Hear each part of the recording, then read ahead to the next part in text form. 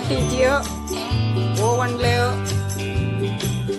போட்டால் நல்லா முறுமுறுன்னு இருக்கும். இப்போ கறி பிஸ்கெட்டு செய்ய தொடங்கலாம். இது பிஸ்கெட் பண்ணி வச்சிருக்கு. அது ரெண்டு பக்கமும் இப்படி இது பண்ணி ரவை ரெண்டு பக்கமும் ரவை கோட்டிங் கொடுக்கணும். அப்போ தான் கொஞ்சம் மறுமறுன்னு வரும்.